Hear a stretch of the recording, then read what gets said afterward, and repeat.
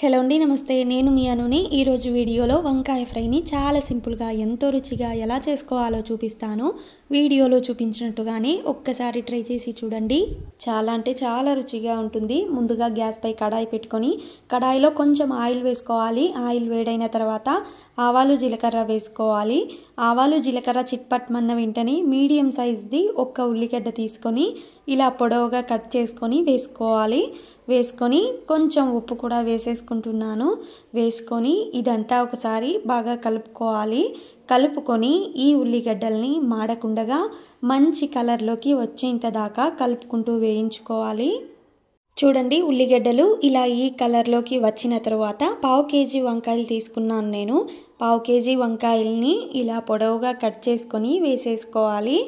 చిన్నగా పొడవుగా కట్ చేసుకొని వేసుకోవాలి. వేసుకొని ఇదంతా ఆయిల్లో కలిసేలాగా ఒకసారి బాగా కలుపుకోవాలి. అంతా కలుపుకున్న తర్వాత ఒక వెల్లుల్లిగడ్డని పొట్టు తీయకుండానే కచ్చా పచ్చా దంచుకొని దీంట్లోకి వేసేసుకోవాలి. వేసుకొని ఇది కూడా ఒకసారి అంతా కలిసేలాగా కలుపుకోవాలి. ఆ తర్వాత సగం టీ స్పూన్ పసుపు కూడా వేసుకుంటున్నాను. అలాగే కొంచెం కరివేపాకు కూడా వేసుకుంటున్నాను. వేసుకొని ఇది కూడా ఒకసారి బాగా కలుపుకోవాలి. కలుపుకొని ఈ వంకాయలు పూర్తిగా మెత్తబడేంత దాకా మూత పెట్టుకొని అస్సలు నీళ్లు వేయకుండా మధ్య మధ్యలో కలుపుకుంటూ మగ్గించుకోవాలి. ఇప్పుడు మూత తీసి చూసేద్దాం. చూడండి, వంకాయలు పూర్తిగా ఆయిల్లోనే మెత్తబడ్డాయి. ఇలా పూర్తిగా వంకాయలు మెత్తబడిన తరువాత దీంట్లోకి నేను ఒక సీక్రెట్ పొడిని అయితే తయారు చేశాను. ఆ పొడిని ఎలా చేసుకోవాలో చెప్పేస్తాను.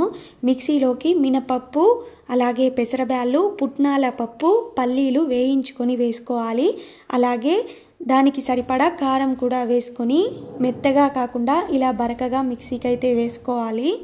ఈ పొడి వేసుకున్న తర్వాత ఈ పొడి అంతా వంకాయల్లోకి కలిసేలాగా నిదానంగా కలుపుకోవాలి. కలుపుకున్న తర్వాత మీడియం సైజ్ మంట పెట్టి 2 నిమిషాల పాటు ఇదంతా వేయించుకుంటే సరిపోతుంది. మళ్ళీ ఎక్కువగా వేయించారు అంటే ఈ వంకాయ టేస్ట్ అయితే మారిపోతుంది.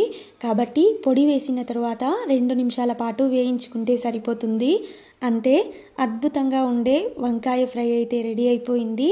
తప్పకుండా వీడియోలో చూపించినట్టుగానే ట్రై చేయండి.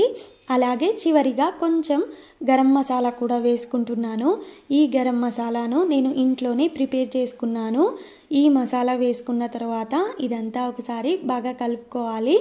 అంతే, వంకాయ ఫ్రై అయితే రెడీ అయిపోయింది. అన్నంలోకైనా చపాతీల్లోకైనా దేంట్లోకైనా చాలా అంటే చాలా రుచిగా ఉంటుంది.